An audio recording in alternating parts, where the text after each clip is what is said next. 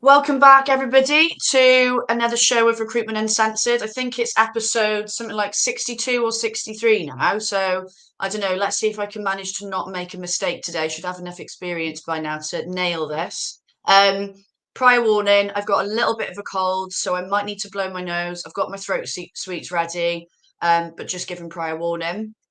But my guest today hasn't got a cold. Actually, I didn't check. Jim, have you got a cold or is it just me? No, I'm fine. I'm You're all all right, good. so you can carry us. That's fine. But I've got Jim Turner on with me today of Jobsworth. We are talking about HR red tape versus real recruiters and how to win the blue collar battle. Now, I haven't done a show, I believe, dedicated purely to the blue collar side of recruitment. So I'm really, really looking forward to this. If you're watching and you have any comments, any questions, maybe you don't agree with us, maybe you agree with us, chuck it in the comments. I'll bring up as much stuff as I can as me and Jim are chatting. But I'm going to get started so we don't run out of time because we've got loads to talk about. So, first question for you then, Jim. Why does filling on the run still be waiting for HR sign off? Well, from my point of view, it's because we're good at filling on the run.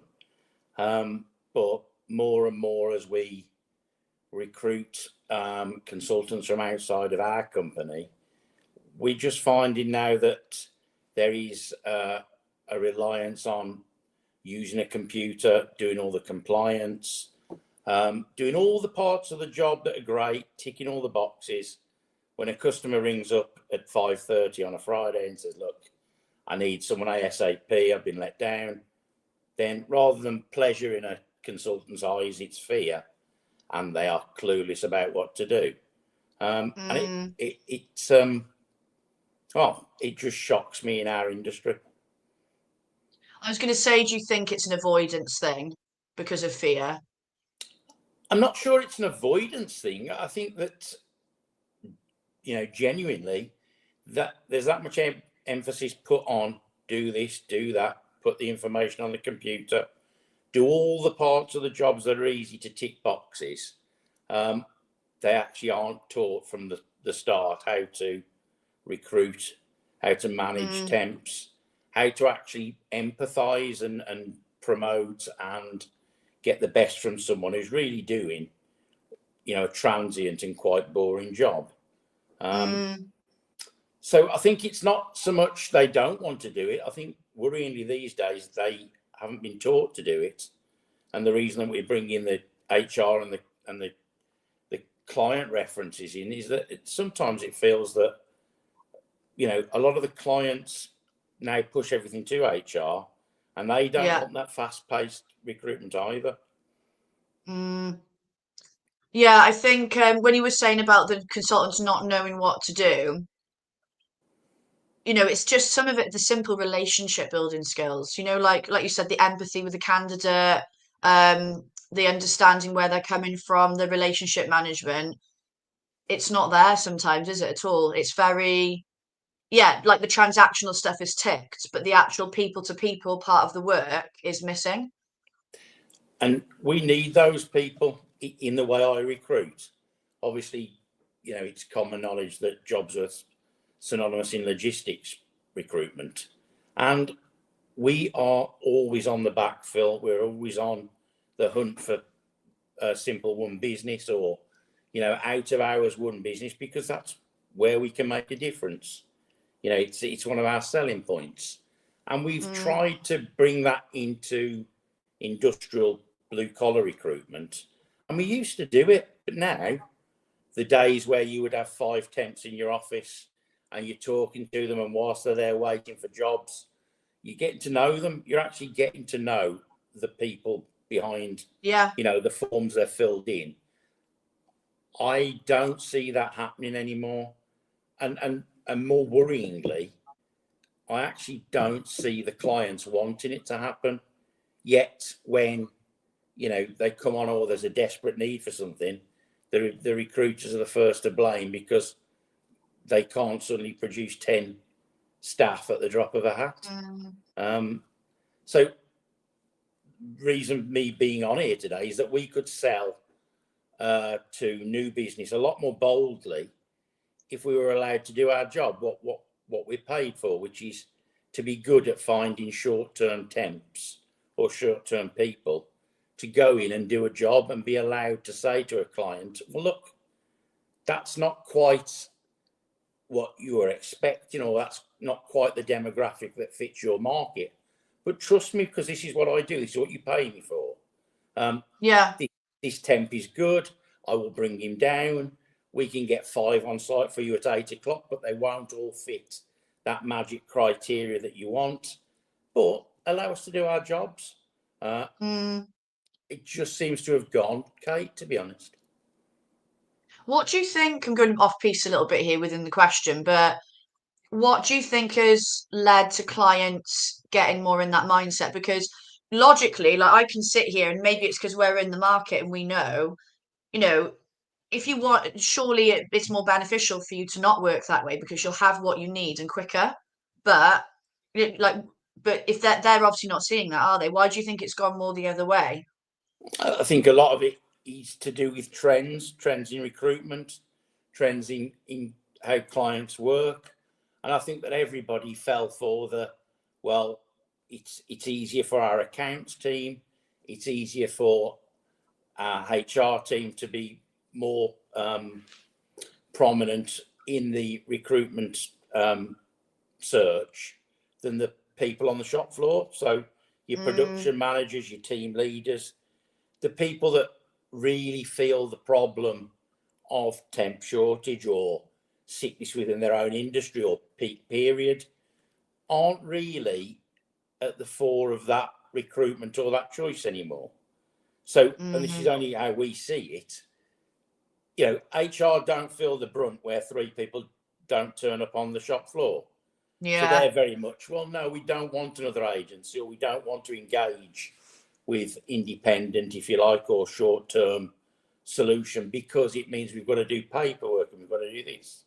So they keep it sanitized, but I think that it stymies the actual flow of the client as well. So it's tricky. And then obviously from the recruiter side of things, when they're doing BD calls each day and they're not talking to, John on the shop floor, or, Stella who's running the packing plant, they're not actually finding out what really is the problem within the company.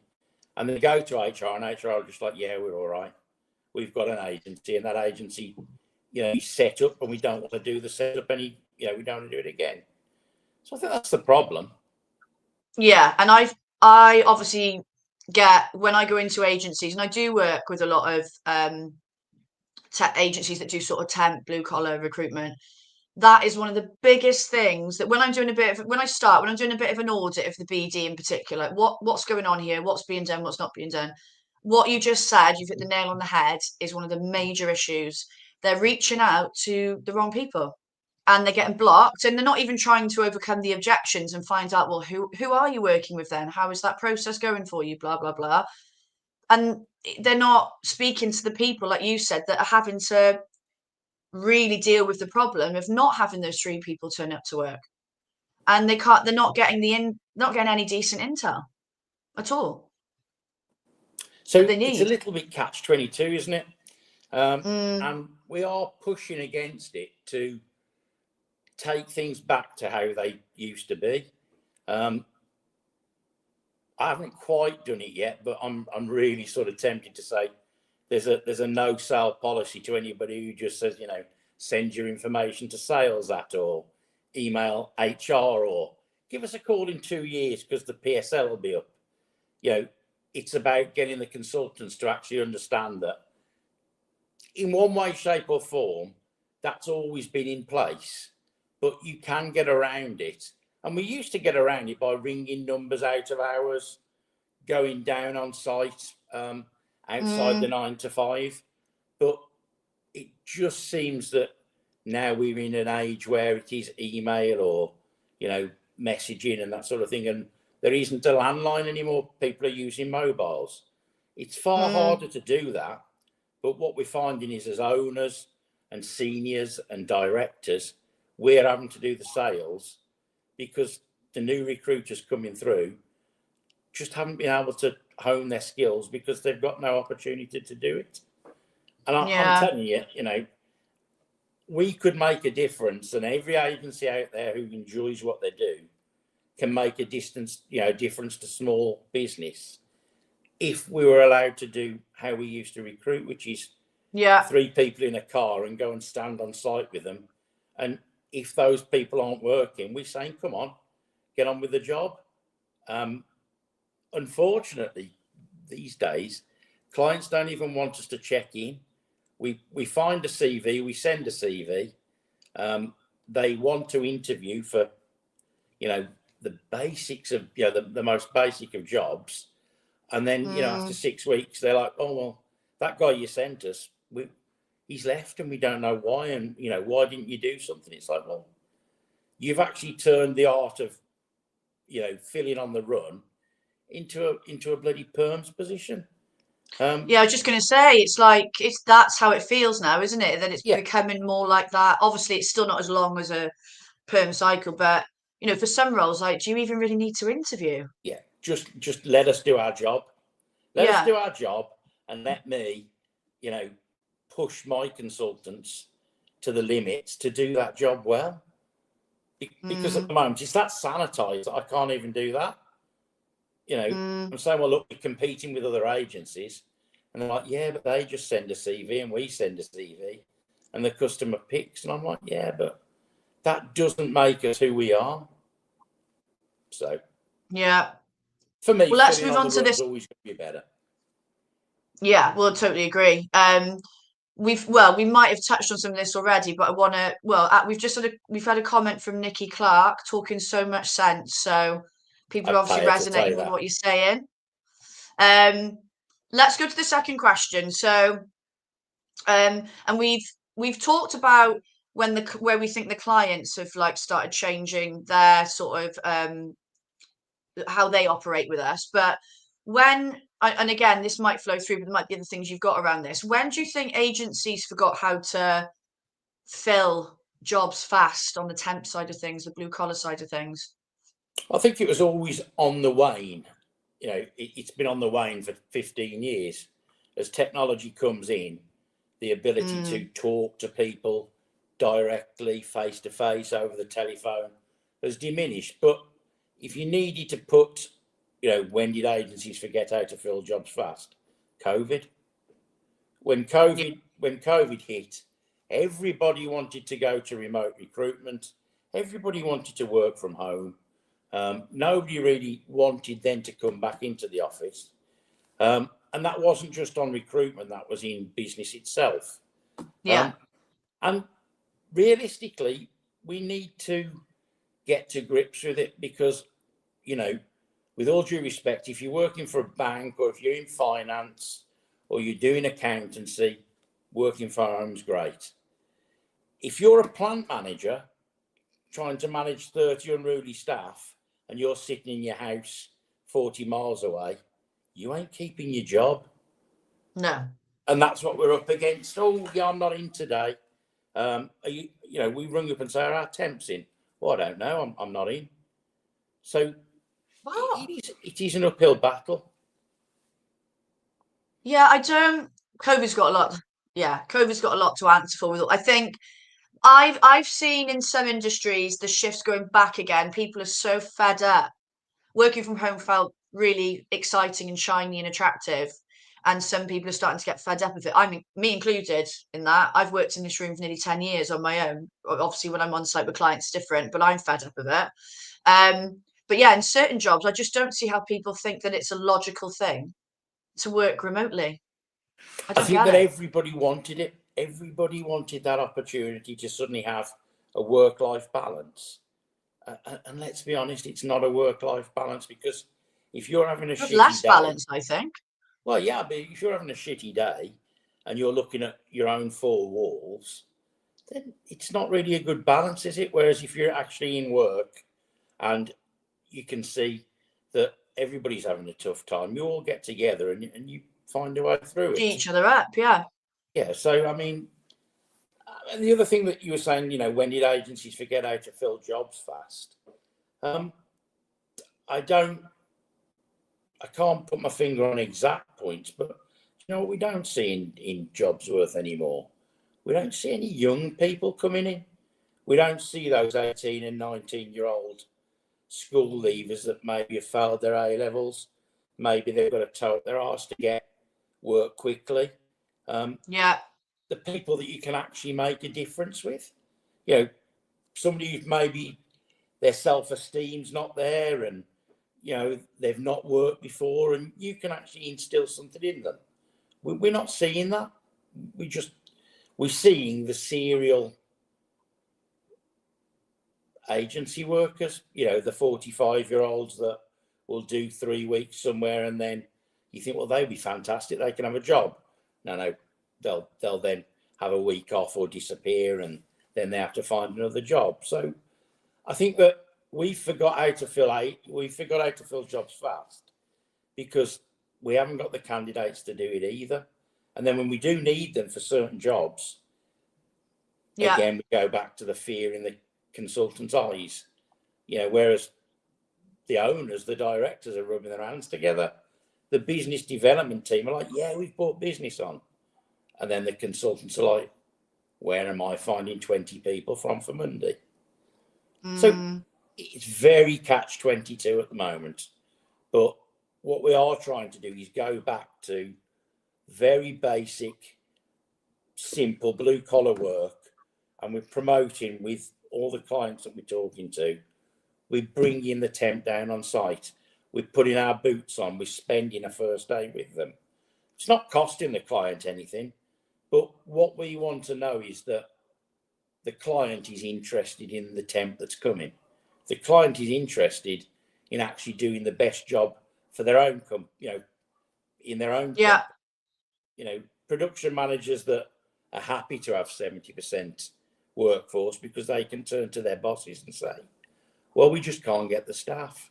We can find them, but what I'm trying to do is turn the situation around so that when we do find them, we can actually come and they'll be made to feel welcome and be taught the job. Seems pretty straightforward. Make an impact. Yeah. And I think what you're talking about there, essentially, I think what another problem that I'm seeing anyway is, and this isn't just in blue collar, this is recruitment wide, we have forgotten everything that we do other than, yes, we do put people in roles, jobs, if you want to simplify it, but there's way more that we do. Yeah. We're consultants. We don't consult. We don't talk about this other services we provide. We don't sell, we pitch too early. We don't take the clients through all the candidates through a journey and all of this stuff. And it's gone very, very, very transactional. Like you were saying earlier, less sort of people getting to know people, empathy, relationship, all of that stuff. And maybe it is technology that's part of the problem. I don't know. But it's very, very stagnant, in some places. And it's like, I have had groups this year where I've asked them, okay, other than, well, what do we do? What are recruitment consultants? What do we do? Well, we help our clients find great candidates. Okay. What else do we do? And they can't answer. There's loads of stuff that we do. Well, I'd have gone further and say, what makes a great candidate? What makes a great candidate? And I can promise you that they won't be able to answer that question either. Well, no, probably not. Even what makes a good client. So there's a knowledge gap, definitely going on. But I've noticed it. Like what you were saying there, I've definitely noticed. I wanted to cover this off as well because, like we were talking about earlier, HR, a lot more is getting passed to HR, and we've got PSL and all this stuff.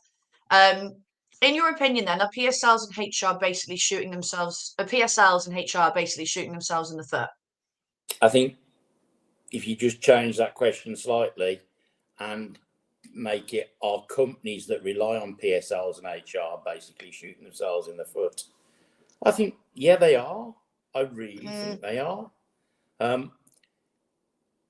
We've never, as an agency, been brilliant at selling at director level.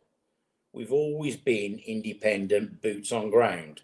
So we'll Yeah. go in and we'll sell to the transport managers, we'll sell to the depot managers, we'll sell to the warehouse managers. And we will show them that we can make a difference. And make no bones, when you work for me and work for Jobsworth, that difference is that we work our consultants hard to give our clients what they need. Other agencies, and I'm not trying to make it a sales point, but other agencies will sell at director level, sell at HR level, get on PSLs, because once you're on a PSL, if it's for a year, unless you are absolutely awful, then you'll keep to the KPIs to keep that business for a year. We're saying, give us 5 temps, give us 10 temps. Let us put our 5 and 10 against a PSL, and let us just show how much difference an agency can make, a genuine, and that doesn't happen because HR will shield it from the people at the sharp end. So it's back to the question before. Are they shooting themselves in the foot? A little bit. Are they protecting their jobs? Yeah. Because the other thing that we haven't mentioned is in certain companies, internal recruiters. Yeah. So we get the shitty end of the stick after 3 weeks or 4 weeks when an internal recruiter hasn't managed to do their job. Then we get, well, we need 10 temps tomorrow and the job's starting and we haven't got anything set up. But if we'd have been given that job 3 weeks ago when the internal got it, we'd have smashed it out of the park. But everybody's holding on because they have a job to do, and if you give it out to agency, then it's seen that they're not doing their job. We're not bothered. We don't want to make you look bad, but I would love nothing more than have 20 people in my office on a daily basis talking to them while 6 or 7 consultants are ringing through clients, asking them how their mornings are going and saying, listen, has anybody not turned up? Because we will bring someone to you now, booted, suited, high-vised. We'll drop him off in the car. I'll bring you a mug of tea as well. Give the temps a sandwich to take with them. And that's just how I see recruitment should be done. So I think they do shoot themselves in the foot. And proof's in the pudding because we've taken a client at the moment. We've gone from 2 temps to 100 temps. And it's day and night, but the ability to get that opportunity in this day and age is maybe not so there anymore. Whether it's down to minimum wage has gone up, whether it can be put down to we're not getting the opportunity to use school leavers and young people because there isn't minimum wage for age. So people are saying, well, why would we train someone? We can get a 40-year-old bloke for the same price as an 18-year-old school leaver. Let's just do that. But not only is it difficult to get fast-paced temps who will actually drop and move on the same day, the clients aren't geared up for it either. In some ways that's great, Kate, because we all know health and safety is important. We all know that compliance is important. I'm not advocating that we throw someone in, on a night shift that hasn't had sleep during the day or he's going to operate machinery. But when we're talking about the basics of packing, picking operations, and people don't get their containers unloaded, people don't fulfill, clients don't fulfill orders for the likes of me and you to get our product out. It all comes down to the fact that PSL and HR have stymied and slowed down that reactive recruitment process. Yeah. In my opinion. We've had a question come in that I wanted to bring up because we've got a little bit of extra time. I'm really sorry, I don't know who this person is because it just said LinkedIn user. But we were talking just then about people don't know what a great candidate is, great client is. What would you say makes, we might only have time to cover one of these things off. We said candidate was the main one. What would you say makes a great candidate? A great candidate is someone that's not immediately obvious. So that great candidate is someone that who walks through the door, as I already alluded to, that might be a little bit nervy, that might not fit the normal criteria for a blue collar temporary worker, that might have just passed a license, that might be coming out of a management role and saying, look, I don't want the stress anymore. It's someone that isn't immediately obvious. It's someone that doesn't jump out from a CV. But by doing a good face-to-face interview and meeting them, it suddenly smacks you in the chops. Yeah, that's the man I'm going to put forward, or that's the woman I'm going to put forward. And I'm getting on the phone because this person, to me, will make a difference to clients. That if I know my stuff, my clients, I need to, say, look, listen, I'm not ringing you because I'm trying to sell. I'm ringing you because this temp will do you a favour. Take them now because they'll improve your business. So totally agree. Out of the obvious, out of the ordinary, not ABC and fitting all the round pegs into round holes. A consultant who can look and say, gut feeling, I like this person, and I'm going to champion them. And see potential. See exactly that potential, because I in my old age, in the agency I used to work for, we had to meet all our candidates face to face. That was the rule. So I travel all over the place to meet them. And from meeting them, I agree. There was some candidates where I'd see the CV, and I always spoke to everybody because I could, it was a sales role, so I knew the people side came into it. And by meeting them, that allowed me to pick that phone up when I was driving home from London, Birmingham, wherever, and over the phone have a conversation with with a manager and a client that might not be hiring, but I can bring that person to life over what they're just going to see on a piece of paper. Sure. And for me, a great candidate is somebody as well that good communication, as in you can get hold of them, they call back, and commitment. They don't have to be on paper, like you said. Oh my God, they've got all these qualifications and they've done X, Y, and Z. But just somebody that, lives by their words, turns up when they say they're going to turn up, rings you, when you need to get a hold of them. But I think that comes as well from the trust you build with them, the relationship. Well, I tell you, you'll never find that candidate by ringing them each day saying, still available, still available. You've got to, as a consultant, get to know them, actually take some interest in them, find out what makes them tick, find out about their family, all those things. And, in a job that we're saying is difficult, and let's be honest, recruitment is difficult. What is a better feeling at the end of a week when you've had a tough week and you can actually turn around and, let's not call it LinkedIn world, let's call it real world. You can actually say to yourself, I've actually made a difference this week. I've put 2 temps out that wouldn't usually get a chance anywhere else. That if we sent that CV over to a client, would be dismissed out of hand. But that client, and we're talking about great clients, that client has trusted me to say to them, let me do my job. And by doing that job, we've actually made a difference to people who really want to work. Yeah, no, love that. I'm totally with you on that one. I'm going to come back to you for a top tip in a second, but I'm just going to do a roundup of the next guest I've got coming on, the date of the next show. So date of the next show is Wednesday, the 12th of November, exactly the same time as normal. So we'll go live at 12:30, finish at 1. I've got Katrina Raposo coming on with me, fellow Welshie, known her for a very long time. She is the owner and director of her recruitment agency, Recruiter Fox or Recruitment Fox. Really bad that I don't know the name of that, but as usual, I've been really unorganised and not got all the information written down. I don't know what we're going to talk about because Kat hasn't told me yet. I might have a voice note waiting for me for when we get off this call, but it will. All I can tell you is Kat has a very, very interesting and inspirational story, like her life, what she's been through. She's been in recruitment forever. She's fucking good at what she does. So I'm just looking forward to having her on. But you'll find out what we're going to talk about next week because the event will go out. So that's a roundup of the next show. Right, Jim, I know you've got a top tip, and I think you might have alluded to it earlier.